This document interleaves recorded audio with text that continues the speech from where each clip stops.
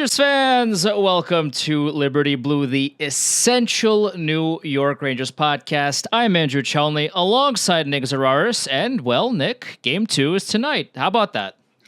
I was talking about this with somebody yesterday at Gov Ball, one of my friends, and she goes, "You're sick to your stomach because you know the Rangers could have beaten the Oilers." And I said, yes, correct. And that's really the conundrum I know a lot of Ranger fans are walking through in the stages of grief. Not only did we have to put to rest the best Rangers team since 1994, we also have to grapple with the fact that they were never going to have an easier opponent in the Stanley Cup final unless there was another pandemic and they were somehow in a weird division where they got to play only teams in that division until the Stanley Cup final. So barring that, I think there are a lot of Ranger fans who are looking around right now who just want a sense of direction, who want to get, even if we're not ready to start talking specific players, transactions, they want to know what's next. They want to know where can we improve? What can we change? And because our general manager is not the articulate type, he plays everything very close to the chest. You can read that a few different ways.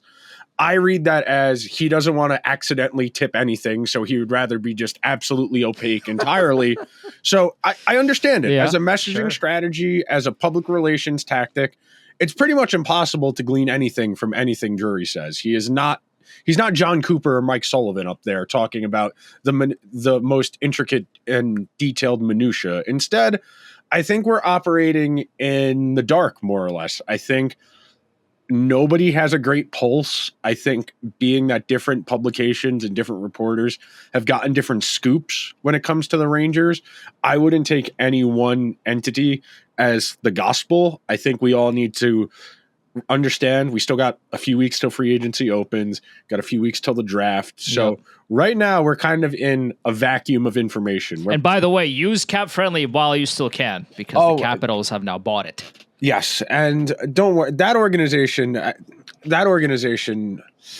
lot of thoughts about Ted Leonosis, but as far as the Rangers are concerned, we got to wait.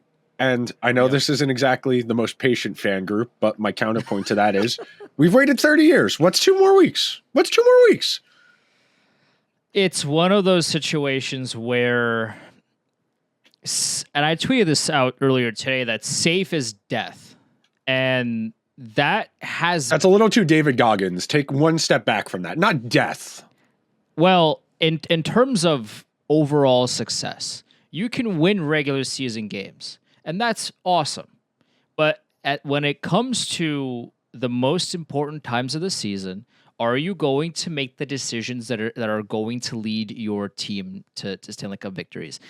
That was kind of the theme this season, where coming in, the thought process was, okay, the Rangers could get a forward-thinking, fresh coach like Chris Knoblauch. They could go and get fresher players at the deadline that, could actually fill out that top 6 winger spot. They could try to put some chips in that, for players that have more than one functioning hip that could actually benefit this team both offensively and defensively. They could figure out a way to finagle the defense and maybe get Zach Jones in or find some other ways to do that.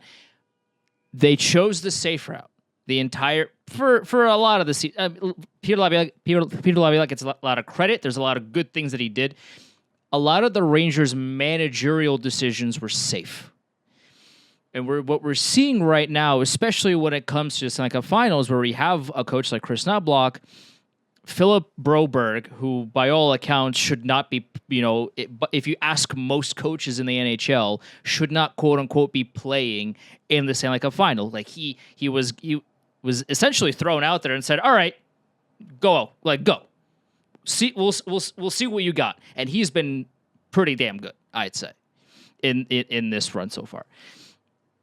Chris Knoblauch has done that. Now in Game 2, he scratched Cody Ceci, their worst defenseman. Now, I'm not out here saying that Vinny Desharnais is this fantastic black ace that the Oilers have. That's not what I'm suggesting. But what I am saying is that it's way less about playing Vinny Desharnais and way more about punting Cody Ceci to the moon. So, but that's not safe. But at the same time, it's not safe, and the Oilers are still playing, and the Rangers are not. Knobloch's playing with house money. That's the difference. Peter Laviolette knows he's probably got 2 years before everything falls apart. I think that's part of the reason we talked about it a lot last summer. Why Knobloch, why Jay Leach, maybe some of the more younger Spencer Carberry.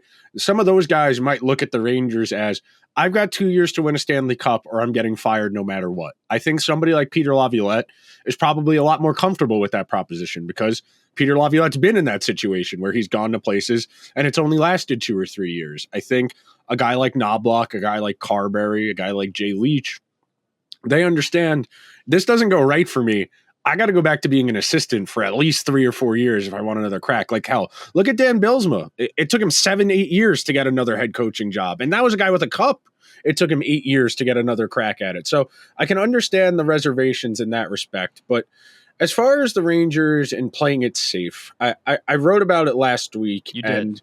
It was a great article. And if you have not read it, I implore you to do so. Thank you. The main takeaway I have from the way they played the trade deadline and the way they played the regular season, I do think there's a part of me that thinks Drury realizes the team isn't as good as they prop it up to be. I think the fact they were unwilling to part with a prospect who may or may not be ready to play in the NHL for another 2 or 3 seasons tells me that they know that in 2 years or so, they're probably not going to be a very good team. They realize that 2 years from now, you're looking at a core of Zibanejad, Trocheck, Lafreniere, and that's really kind of it up front. You'll have Schneider, you'll have Fox, you'll have K'Andre Miller, you'll have Shesterkin.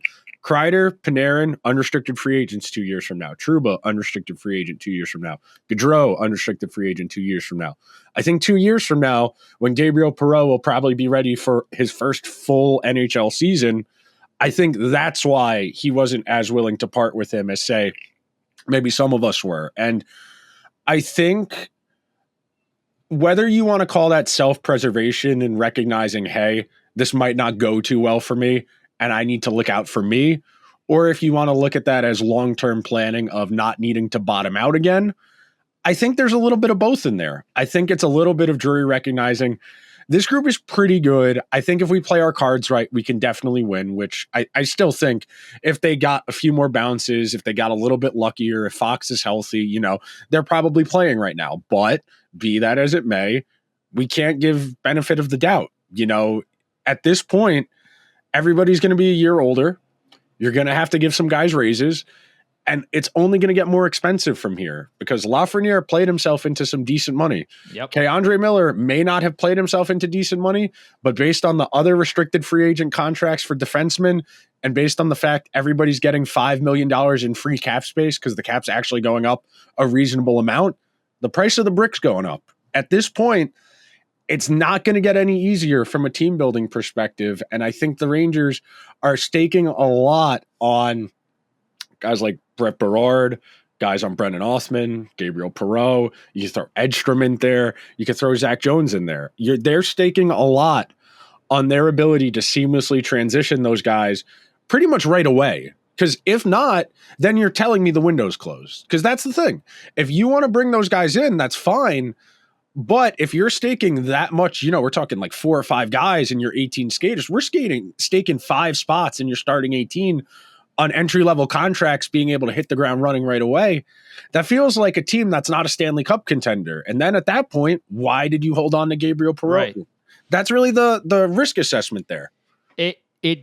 This is one of those situations where we talk about it in this ethereal concept of the pendulum swinging one way or the other, where last season the pendulum swung one way. They got Kane because of his resume and not because of what he can actually do. They got Tarasenko, who by all means was a good addition, especially for the price they paid. And they only had to give up picks. That's the other thing. They didn't give up a whole lot to get him. So that trade was good by all accounts. But they got the name brands, or at least who Drury thought was a name brand. Of course, Patrick Kane. We've talked about him to death, and we won't mention him again. And that completely fell face first. So Drury, in some regards, and now I don't know if he did this, did he think this through as he did it or not? No one knows for sure. But the pendulum swung the other way, and he played it super safe. This offseason was super safe. They didn't want to give up any real picks, any real prospects, anybody of importance. They got Jack Roslovic, who was a nothing burger for the role that they wanted for him to slot in, and Alex Winterberg, by all accounts, was a decent third line option. He was, he did his role well, but the problem is that their number one issue, besides the blue line, but that's a whole different conversation. Their number one issue they never addressed. They thought they did with Roslovic, but he was never suited for that role, so I kind of don't know why Drury thought that was going to be the option. Was he the backup to somebody? I know they wanted Pacioretty. That kind of fell through. But even Pacioretty, I don't really know why you thought he was going to be the first-line right-winger option. That was kind of a strange decision. A lot of questionable things have taken place over the last couple of trade deadlines, and that to me signifies that Drury is very, very aware of what he has in the cupboard, but it also says to me he doesn't know what to do with them, because he knows that the core is aging and they haven't won anything, Stanley Cup wise, and they're not getting any younger, and they has these contract issues. Okay, well, if you knew you had so many of these issues, then why not part with some? I'm not saying clear all of your cupboards out, get 9 new players like Vegas did, only to get bounced in the first round. That's not what I'm suggesting. But if you knew that this was one of, let's just say one of your best chances of making it far in the final with this current core, with a team that broke regular season records and wins and all these things, why then did you not do any of that?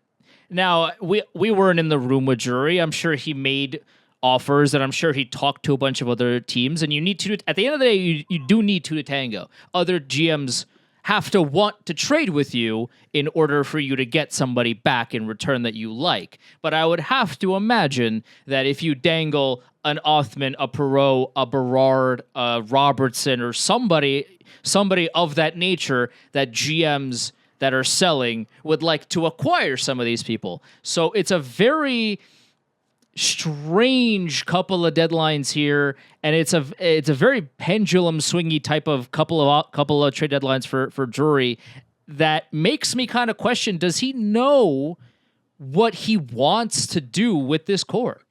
Something I was thinking about over the weekend, and I'll say it now, I think he's waiting for that next big free agent opportunity. I think that's the plan. And I don't know how smart it is to kind of stake keeping a window of contention open on the guy getting to unrestricted free agency and wanting to come here. Because this isn't the NBA. Let's just be frank here. I mean, sure, Draisaitl could become a free agent next summer. Is he going to get there? Sure, McDavid could be a free agent 2 summers from now. Is he going to get there? Can you willfully stake your, job on the opportunity that someone may become available, you having the cap space to make it happen, and them wanting to come? And then, at that point, you're talking about a very different team. I think, based on the way they're playing this, I really do think that's their gambit. That 2 years from now, when Panarin, Kreider, and Trouba are all off the books, that's almost $25 million in cap space. They will have the opportunity to push chips in on whether it's Draisaitl next summer or McDavid the summer after that, or a restricted free agent, and you get a Matthew Tkachuk type situation where they mention the Rangers as a landing spot, and now we have this bundle of assets. We have this Perreault, we have this Othman.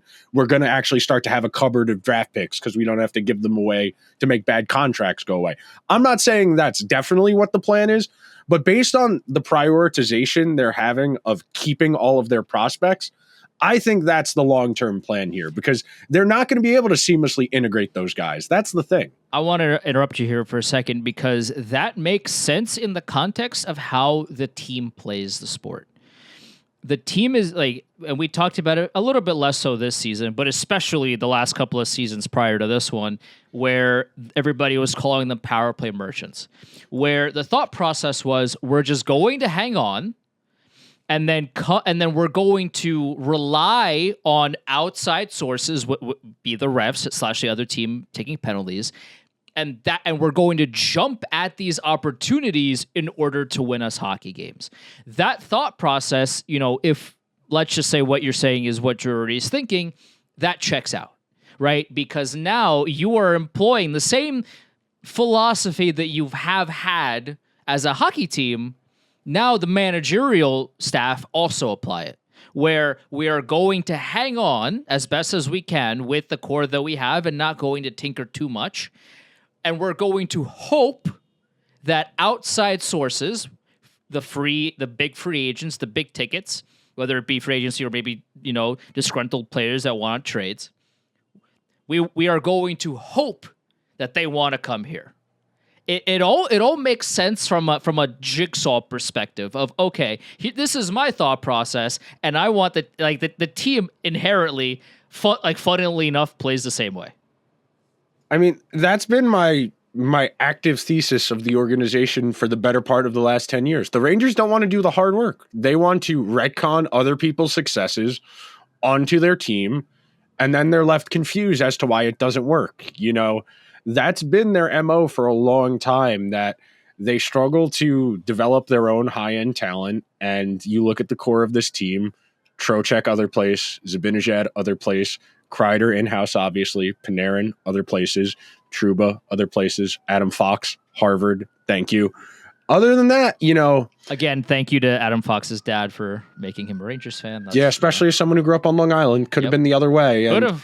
Could have very well been the flotation device Lou Lamoriello very much needed to keep that team relevant. But as far as the Rangers, this is the issue that happened after 2021. They wanted to get other people's success. They bolt on a Stanley Cup winner in Gaudreau, a Stanley Cup winner in Blais, somebody who's been to a couple finals in Reeves, without understanding what made those guys successful. We're using successful very loosely in some of those cases, but successful in those other places. And then they were mystified why it didn't work in 2022, why they lost to Tampa Bay. And then they had to make some of those guys go away. Now we're sitting here 2 years later, and the question is, do the Rangers understand where they need to improve? And can they still improve? I got to sneeze. Hang on. You could talk. I mean, the question, the answer to can they still improve, it's a loaded question, because you take a look at the regular season stats. When you break, this franchise has been around for 98 years. When you break point records and win records, and then you follow it up with can they improve, it's a difficult question to answer. But on the flip side, I would much rather they lose 5 more games in the regular season if that meant long-term playoff success. If they win 50 instead of 55 or 48 instead of 53, it's like, obviously, in the moment, we're going to be like, oh, well, why didn't they win those games? Sure, game to game, we're going to be critical and analyze every good thing that they did, every bad thing that they did, etc. But over the course of 82 games plus the playoffs, if you're not far and away the best team in the regular season, that doesn't necessarily mean that you're not going to win the cup. It's not as if this is the NBA where the Boston Celtics have won 64 games. Yes, they had a pretty easy path to the final, sure, comparatively to the Mavs, but they look so good that no matter what they do, they win anyway. Like in game 2, not to make this a basketball podcast, but Doncic had a great game. The Celtics didn't shoot the ball well, and they still won. None of it mattered. The Celtics were still the better team. They won despite despite them not having the best game 2 on the planet. They have more room for error. Exactly. Celtics. Yeah. Their starting 5 is so much better 1 through 5, and they filled the necessary holes that that were gaping open when they lost to the Warriors 2 years ago. They brought in Drew Holiday, who is one of the best defensive forwards in the league. You brought in, Tingus Pingus, Kristaps Porzingis, the 7'3", I think, or 7'4" behemoth, who's having a really great season for them.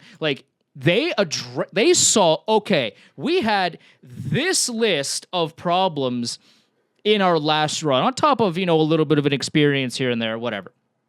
We are a little bit older, we're a little bit more experienced, but also our team is so much better that nothing's going to stop us.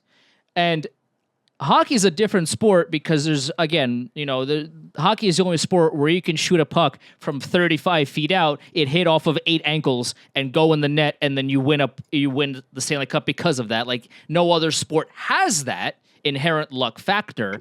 But at the end of the day, if you don't look at your roster objectively, you have to throw out names, you have to throw out contracts, you have to throw out what they did in the past. It doesn't matter. You have to, as a general manager of an NHL team, you have to assess your roster and say, okay, player A did really well. This is what they did well. This is what they didn't do so well. Here's what we can do to mitigate that. Player B had a miserable season. We have to find some way to move on from it. We have to find other ways of managing the situation. If you throw out names and just look at what they did on the ice, you are going to build a better contender based off of the decisions that you make. I understand these are human beings, they're not just numbers, but we are talking about specifically on ice contributions. I understand that Barclay Goodrow won 2 Stanley Cups and he had a heater against Florida. My man was scoring on every shot that he was taking. But you take that ridiculous shooting percentage aside, he still got caved in. He was miserable on that fourth line. And at a certain point, Chris Drury has to look at his roster and say, okay, I understand that these guys have had success, past tense, success on other teams, and they've done all these great things. But on this team, they have not been good. How can I address that so the team gets better as a whole? Until that happens, we're just going to be yapping. I agree. I think the important question that we need to ask, simply put, is why. It's not just what happened, it's why did it happen? No. And I think that's something the Rangers have struggled with at times. I think they have been, I don't want to say reactionary, but I feel like they haven't been proactive in their decision-making. Some of the salary cap decisions over the last 2 years, not doing paper transactions to bank more cap space. That's just, I don't want to call it laziness because at the end of the day, it's about getting those guys paid at the NHL rate as opposed to the AHL rate, which I'm sure does help them when it comes time to negotiate eventually. Like now when they're going to sit down with Schneider, they'll bring up the fact, hey, we took care of you. We could have papered you to Hartford over and over again, and you would have only gotten, $4,500 as opposed to your NHL minimum. But the Rangers cannot afford to be worried so much about the how. It is why. Why were we so good in the regular season, but in the playoffs, why did we struggle? Why do guys we bring in from other places who have success in other places struggle when they get here? What is the disconnect, and why aren't we figuring out how to get the most out of these guys? I said this yesterday on the Oilers pod in regards to some of their bottom 6 guys like Ryan McLeod, Corey Perry, etc. There are no such things as untalented hockey players. If you get to the NHL, you have to be good at something. Even if that's just being big, you still have to be able to do something with that. There are plenty of 6'5" guys working in warehouses right now, lifting heavy-ass bricks and moving lumber around. Sure. There are a lot of big, strong guys who can't skate, who are not in this league. It is incumbent upon a coach to be able to identify how I can get the best out of somebody. And something I did today, earlier, I just, time on ice, I think part of the reason you're probably not going to see significant change this offseason, other than the fact they don't have a ton of money to play with. By the way, somebody on YouTube just said, not true. Tanner Glass was here. Tanner Glass got to the league. He did. He got to the league. Somebody saw something in his profile. Hey, somewhere along his path. Tanner Glass had that top cheddars snipe on Carey Price. Yeah. Lest we forget. I'm not saying he had an incredible career, but what I am saying is that my man's embarrassed Carey Price for a split second, and it was glorious. That's all I'm saying. Hey man, he parlayed that into a job. Yeah. There are a lot of guys who weren't particularly good hockey players, but their institutional knowledge was valuable enough that a hockey team felt compelled to hire them. I think part of the reason we won't see meaningful change, at least this offseason, is that the guys you would want to change play too big of roles. Ryan Lindgren, 1,400 minutes.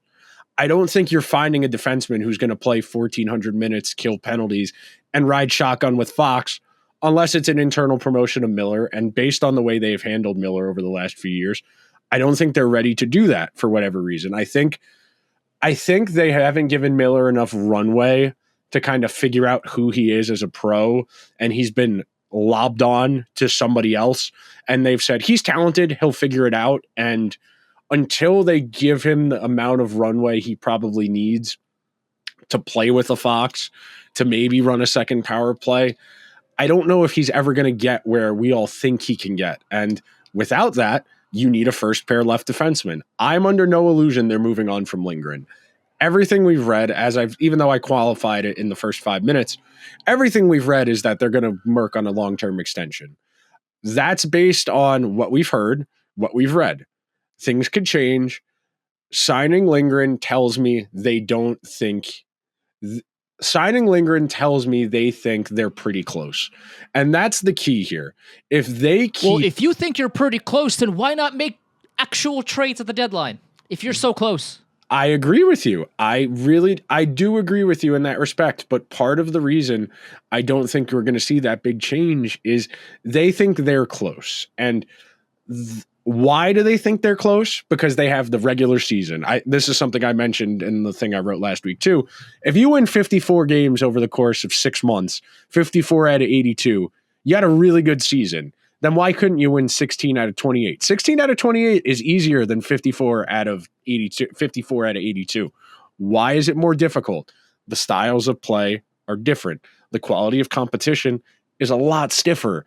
I do think the Rangers' unwillingness to recognize the differences between the two, and talking about the functional uses, and this is what I understand what Larry Brooks keeps writing in his columns. The Rangers do need to get bigger and they do need to get more imposing, but it needs to be functional. It can't just be guys who are big. Somebody's going to give Dakota Joshua $5.5 million a year this year because he had 40 points and like 20 goals this year for the Canucks. Dakota Joshua is a good hockey player. The reason he's valuable is the Canucks weren't paying him anything. The minute you pay a guy like him, remember when the Canucks gave Jay Beagle a big contract right after the Capitals won the Stanley Cup? You are not going to slide a guy who is on the third or fourth line of a good team onto your second line and get the results you think you are. The Rangers learned this firsthand. They did this with Barclay Goodrow. He played, I want to say, the fifth most minutes of anyone on the team in 2021, 2022, which is just lunacy for somebody who was a career, 10th forward. You might think, hey, he was good at this. If we give him more minutes, the points are going to go up. In theory, yes. That's ignorant of what makes a guy successful. And it's largely why I don't think the Rangers are going to recognize the problem here. They think because of the regular season results they get, they can keep doing that in the playoffs. And there's no better illustration of this than Zibanejad. Zibanejad puts up respectable counting stats. I want to say he's like 18th or 19th in points over the last 5 seasons. He's a good player. Don't get me wrong. Zibanejad's a really good player. He can be on a team that wins a Stanley Cup. He's not a fatal flaw. The way he plays the game is not conducive to playoff hockey success. Everybody, I know the one defense I've seen a lot of people make for him in the last 2 weeks is, well, he's focusing on defense. Well, if he's focusing on defense and they're still losing the minutes, and I know they were only on the ice for, I think, 1 goal against at 5-on-5 against Florida. If they are losing the minutes he is on the ice because they are focusing so much on defense, I would rather you concede some defense trying to make offense. Until the Rangers accept that proposition that they're going to need to concede defensively, which is why they need to get a better defense, they're not going to, the calculus is not there for this to work. We talked about it before. You mentioned it in regards to the Celtics. They have a lot of margin for error because they have a really talented lineup. The Rangers do not have a ton of margin for error. They averaged 2 goals a game against Florida. They were never going to win a series against Florida when they were only scoring 2 goals a game. They just weren't. It's really difficult because right now they don't have a lot of flexibility. And I don't know if they recognize what the limitations of their team are. And that's kind of just the double-edged sword of this managerial staff is, okay, well, if you think you're close, then why didn't you make trades at the deadline that actually made your team, more than marginally better than what you had? And if you didn't think you were close, then by all means, there has to be sweeping changes. You can't have your cake and eat it too. You can't just get close every year and have that be your default. Oh, we're really close. All we need is to make one or two little changes and we'll be right back to where we were.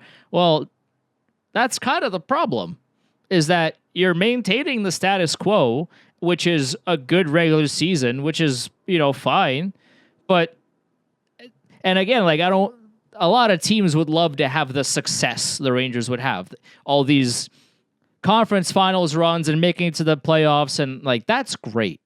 But the ultimate goal is to win a Stanley Cup.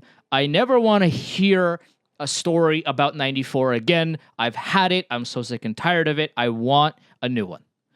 We were not alive for 94. 94 was 30 years ago. The Rangers, and you said it, last week, the Rangers have won Stanley Cup since World War II. It is time. Since America entered World War II. You gotta, yes. The history nerds will correct you. Yes. It is time to change that. It is way past time. And also, the Rangers were hapless when there were 6 teams in the league. Come on. You can't do that. This franchise needs more than just runs to the cup. It's all great. It's all fine and dandy, but this franchise is their expectations has to be higher than, oh, we're getting the conference finals. This is fine. It can't end this way. So you're getting to these conference finals. That's great, but why are you not getting further than that? Chris Drury and the entire managerial staff, and Pierre Laviolette, I'm sure, has maybe not the most say, but I'm sure he has more than, zero. I'm sure he has Chris Drury's number, and I'm sure they text every now and again. I'm sure there's some kind of line of communication between the head coach and general manager. At a certain point, you have to ask yourself, okay, you're getting to all these runs. Why is this team not getting further? Why is this team still getting caved in at 5-on-5 a lot of the times against better teams? Why is the blue line struggling at times to get the puck out of the defensive zone? Why do we have to keep relying on Igor Shesterkin to bail us out?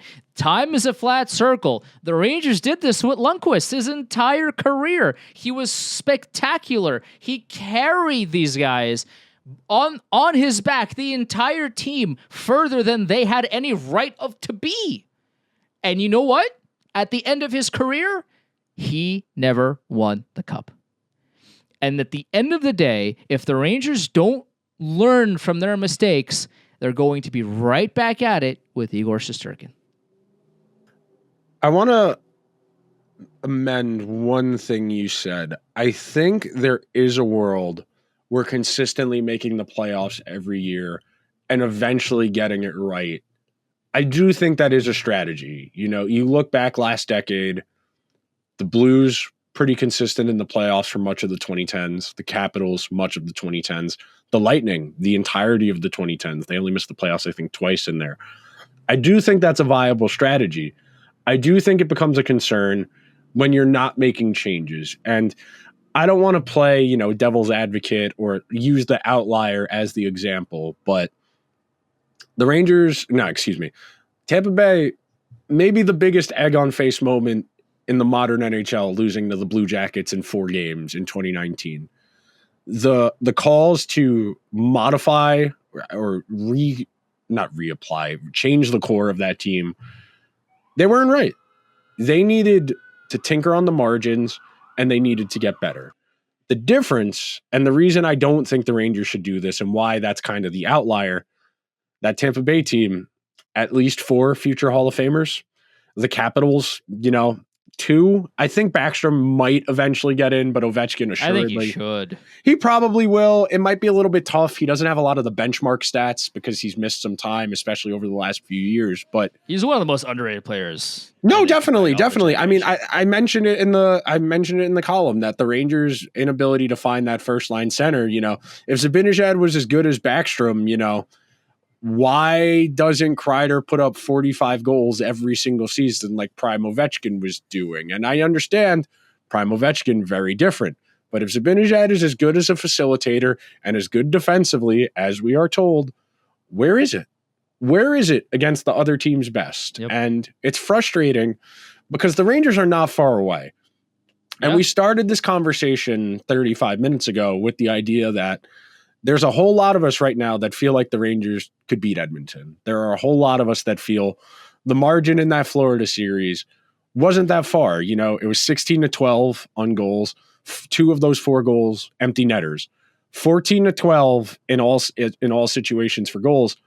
That's not a big margin. We're talking about 1 power play goal and 1 even strength goal over the span of the 4 games they lost. And they at least get to a game 7, if not win another one of those games. So when the margins are that small, I think that's where you have the contingent, the national media in particular, that feels that the Rangers aren't that far away, so they shouldn't change anything.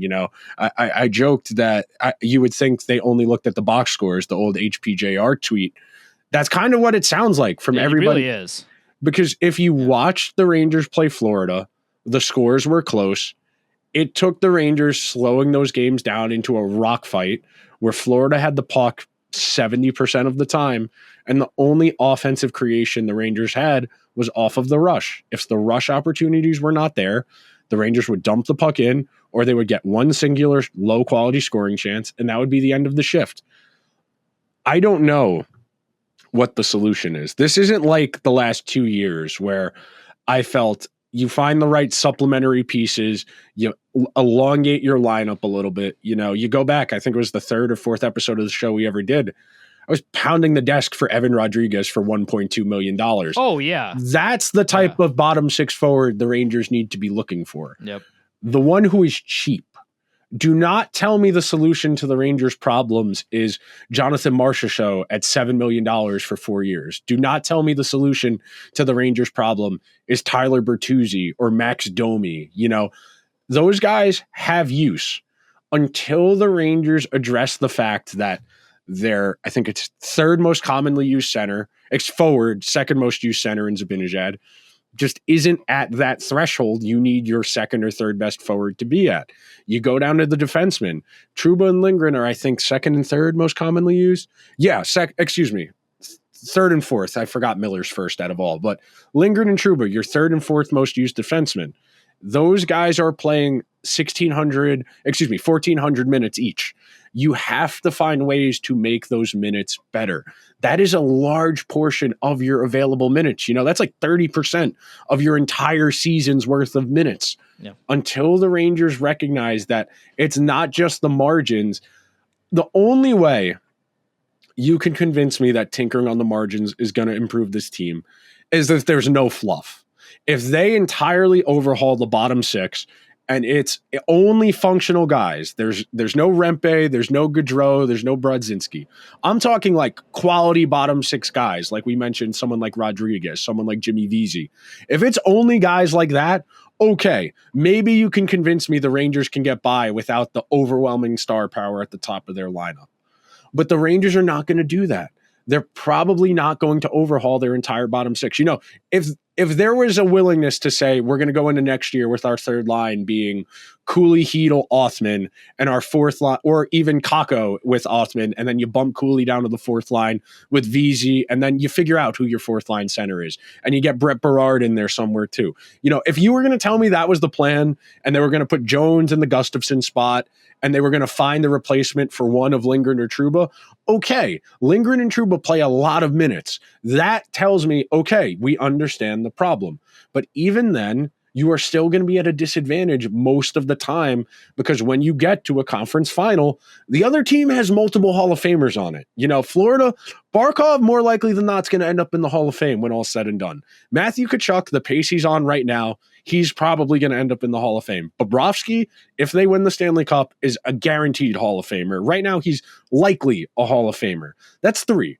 The Rangers have maybe 1 right now in Panarin, and that's only because he gets the benefit of the aging curve, not coming over till he was older. He's not going to hit any of the benchmarks. It'll be about really high peak. Adam Fox, if he stays on this trajectory, yes. Shesterkin, if he stays on this trajectory, it'll be tricky because he's probably not going to play long enough to get to the win totals that you probably need. But the Rangers guys don't play the most impactful thing. Of those 3, Fox is probably their most important skater, and Shesterkin's their most important player. Barkov, Tkachuk, Verhaeghe, Bennett. You need to find another guy in that mix. Yep. I know I jokingly had said this a few weeks ago. The solution to this problem is not to finally fix your cap problems by getting rid of Trouba and Gaudreau and then giving all of the money to someone like Marchessault or Stamkos. That is a 1-year solution. If you want to give Steven Stamkos $11 million a year for 2 years, you're probably not getting over the hump with him as your first line right wing. Stamkos is a great player. He does not address the Rangers' issues. Yep. He is a good player, but it is ignorant of the why he is successful to bolt him onto this Rangers team and think, okay, we got a good player. Why is our team not good enough? That's the issue here for the Rangers. They have good players, but they're not good enough, and they don't entirely complement each other.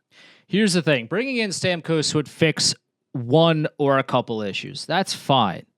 But you're not addressing the root issue of the Rangers have more than a couple of these issues, and if you bring in one guy that takes up the vast majority of what little room you had to fix the other problems, if you take if you have a small hole and you fill it with a massive plug, but you have no more plug to fill the rest of the holes, what do you okay, well you're overcompensating.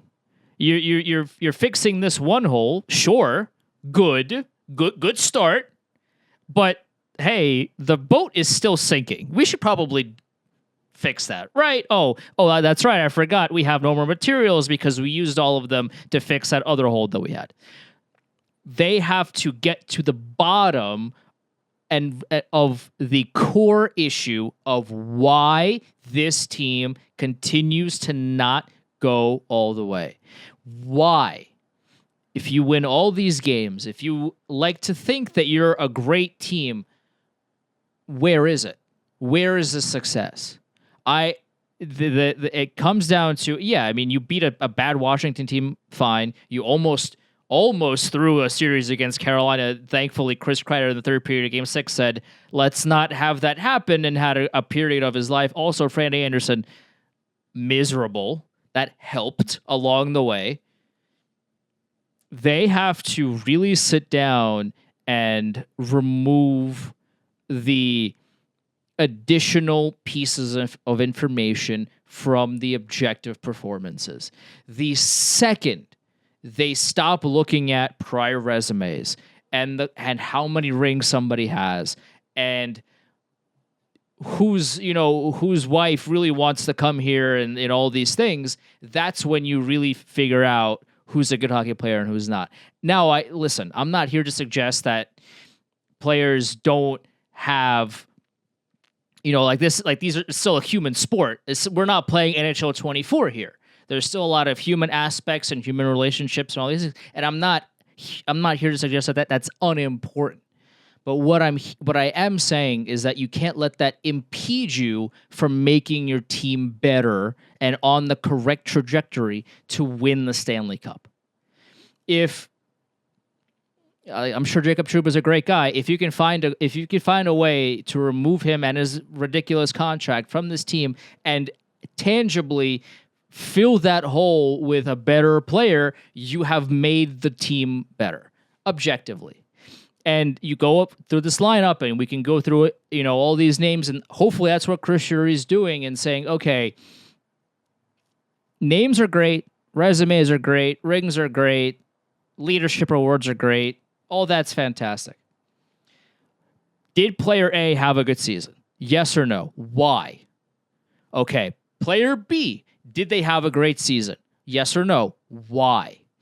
When you do a full-on analysis of a team like that, now you can actually get more so into the root cause of why a team is successful and why a team fails.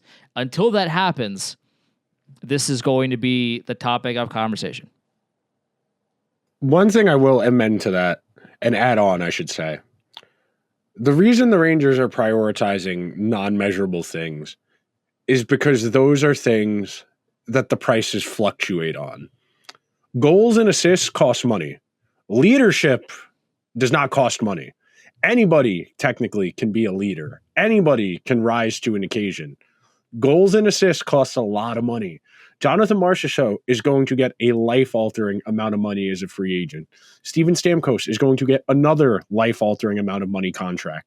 The guys at the top of free agency who provide meaningful change, who are true impactful players, those guys are expensive. It is always going to be cheaper to get a fourth line forward who can win some faceoffs and may have won a Stanley Cup in another place. The problem the Rangers have, and I made this joke earlier, is that they're always grocery shopping when they're hungry. They feel, I kind of wanted Oreos. Okay. Oh, Chips. I would like some Chips Ahoy too. Fig Newton. Yeah, I'll take some Fig Newtons too. And before you know it, they've left the grocery store with $75 of crap and spent $10 on actual food they could prep throughout the course of the week because they were hungry. They weren't thinking rationally. They were thinking with a glimmer of desperation.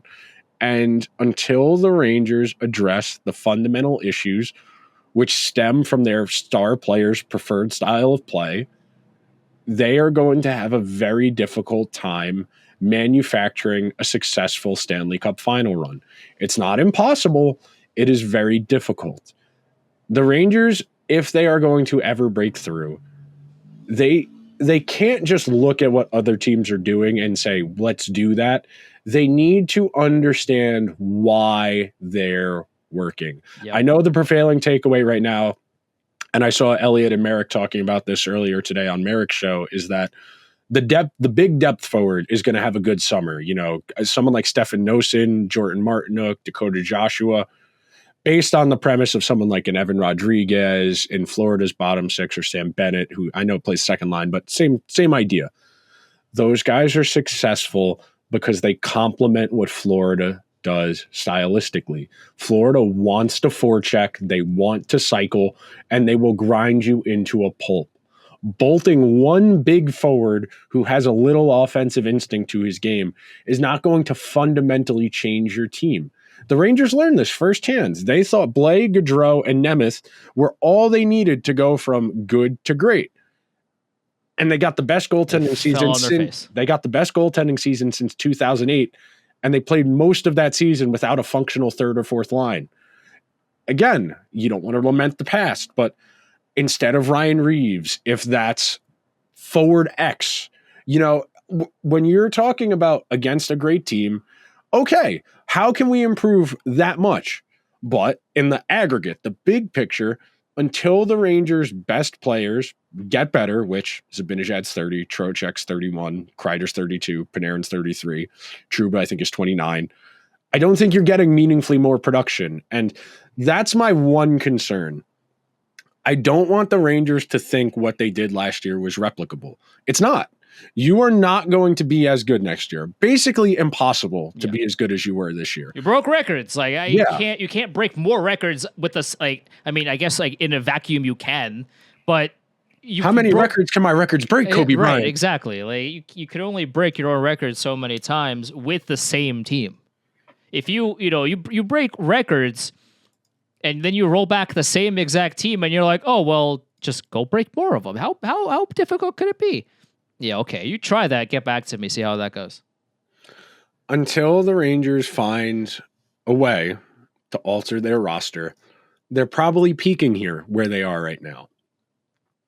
If that's in part of a larger strategy of not having the bottom fall out 2 years from now, and I think that's really where I'm at. I think there's a genuine understanding that more likely than not, once they pay Shesterkin, they're probably going to have to take a step back just to make the money work. They're probably going to have one lean season in there, probably the first year of Shesterkin's new deal, where they're probably going to have to shed some salary and the roster is just not going to be as good. They're going to bank on a lot of the young guys that we've spent a lot of this episode talking about as, chips in a potential trade, because they don't want to have to trade, expiring contract Chris Kreider or expiring contract Artemi Panarin 2 or 3 years from now, the way they did in 2018. If everyone's healthy on that 2017-2018 Rangers team, if Nash, McDonough, Zuccarello, Hayes, JT Miller, if those guys are healthy, that team makes the playoffs. There's not a doubt in my mind. And if you do make a trade, could you make it just a little bit better than what you ended up with that McDonough Miller trade? That I know, it's a real stinker. I know it was salvaged a little bit with the picks and all that. Oh man, was it a terrible trade for the Rangers? It was one of the worst trades in franchise history. That's how bad it was. You give up that kind of value, and yeah, you get a couple of picks, they pan out for you and all that. But for the talent that you gave up, you got a whole bag of nothing. You were left with, it's like somebody gave, I think it was Jeff Gordon at the time. Somebody gave Jeff Gordon a briefcase and it was like, there's a lot of money here. Trust me, bro. And Jeff Gordon never opened the case.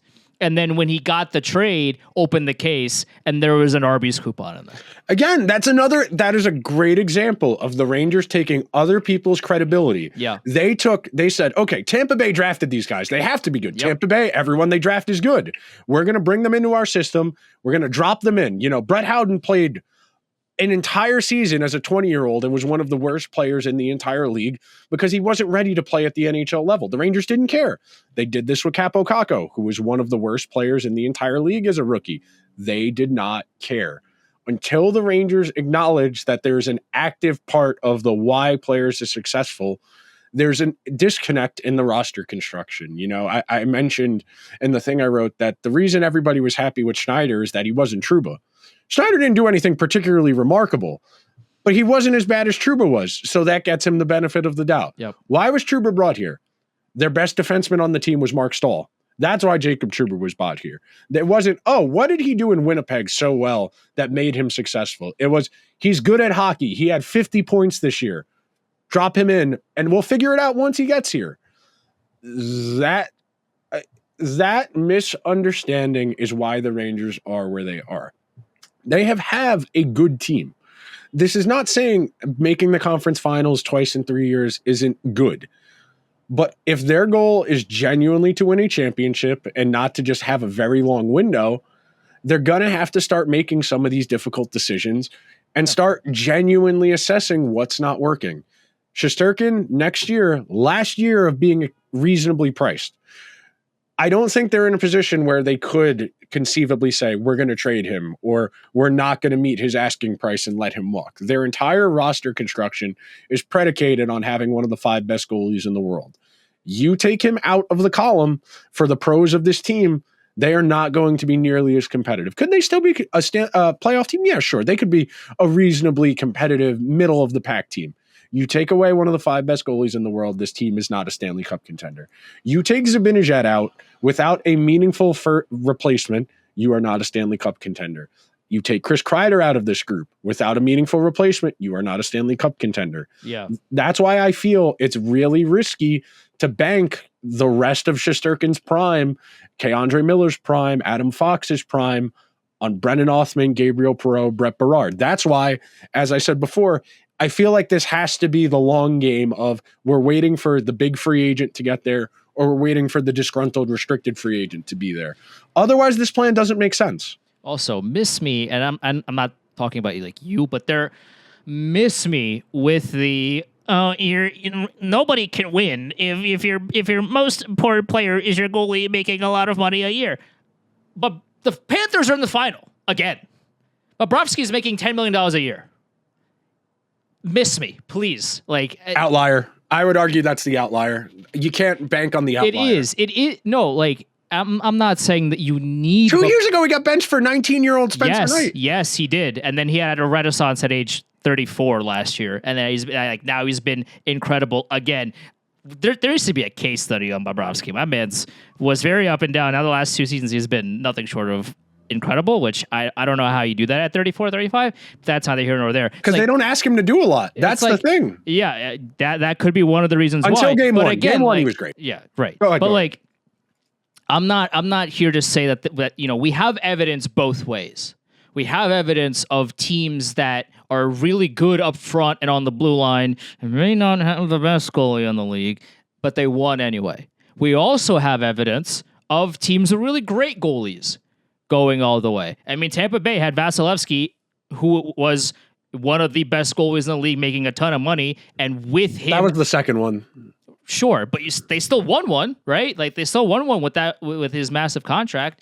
So, like, there's evidence for both sides of the table. I'm so over people screaming that, the Rangers never won anything because of Lundqvist's contract, and they won't win anything because of Shesterkin's contract. Please, grow up. That's all I got to say about that. Grow up, please. I understand the reticence to pay a goalie. I do. The Rangers are not a team that is going to be able to reshape their roster if they don't have the elite goalie. That's the thing. Yeah. If they were in a position where they could change over a good chunk of their team, then we could talk about, hey, maybe giving Shesterkin the top of market goalie deal isn't a great idea. I think the Saros situation in Nashville, it will tell us a lot about what the price of a goalie is. And I think that'll give us some clarity on Shesterkin's number, because right now, I would assume Shesterkin and his representation are going to say, Bob signed his deal 6 years ago, 5 years ago, whatever it was. We are better than he was. We are younger than he was. I have been here my entire career. I have been the best player on 2 teams that have gone to a conference final. My number starts at what Bob is at.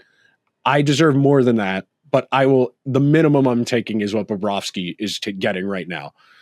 I think that's entirely reasonable. Sure. The Rangers are not in a position where they can say no to that. Yeah. Because of that, they're going to have to change some things. Next year, that's really it.